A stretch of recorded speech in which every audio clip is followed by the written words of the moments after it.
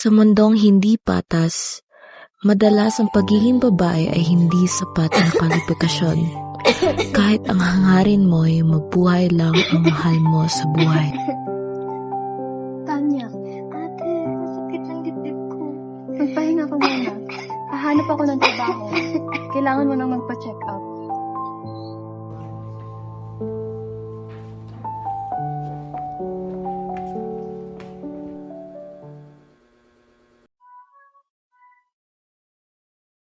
Good morning, sir.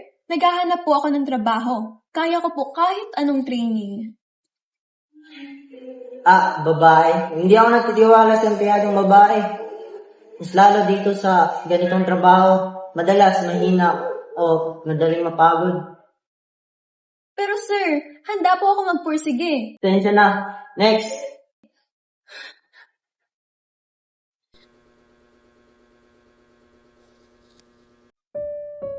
Good morning, sir. Baka po may hiring. Babae? Ay, nako. Pero sir, sapat naman po ang aking kakayahan para sa trabaho na ito. Hindi ka tatagal dito. Pero kung gusto mo, may bakante naman sa janitorial. Pero sir, Yun naman ang bagay sa inyo. Di ba? wag na po. Hindi ako nag-apply dito para insultuhin. Mga salitang mas masakit pa sa pagtanggi. Mga salitang humahamak, sumisira ng dignidad at pilit kang inilalagay sa mas mababang antas.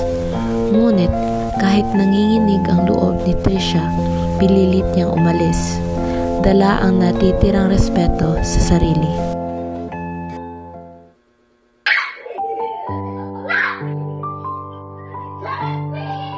Pagod.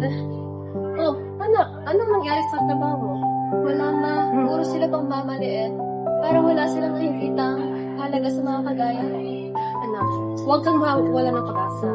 Masipag ka, matalino ka, darating din yung opportunity sa'yo. Hala, si Tanya. Mas lalong lumalala ang kanyang sakit. Kailangan ko nang humanap ng trabaho.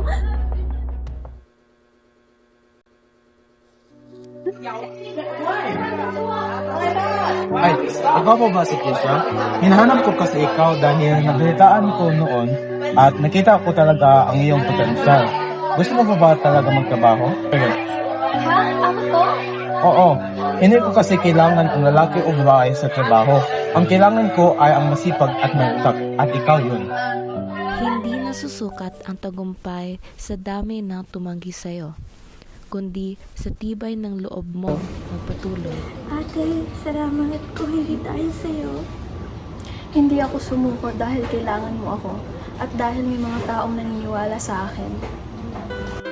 Sa kwento ni Trisha, ipinaaalala sa atin na ang pangarap ay hindi pinipili kung sino ka. Pinipili nito kung gaano ka katatag. Ako si Charot Santos at ito ang inyong kwento.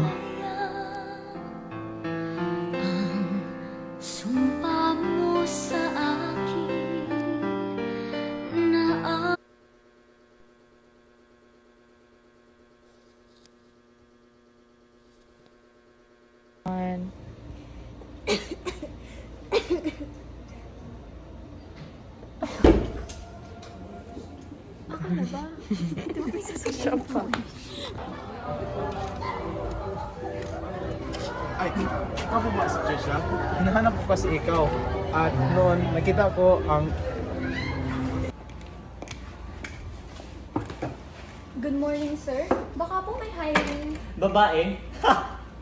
Pero Ay. sir, sapat naman po ang aking kakayahan para sa trabaho na ito. Hindi ka tatagal dito. Pero kung gusto mo, may bakante naman sa janitorial. Pero sir, Oh my God.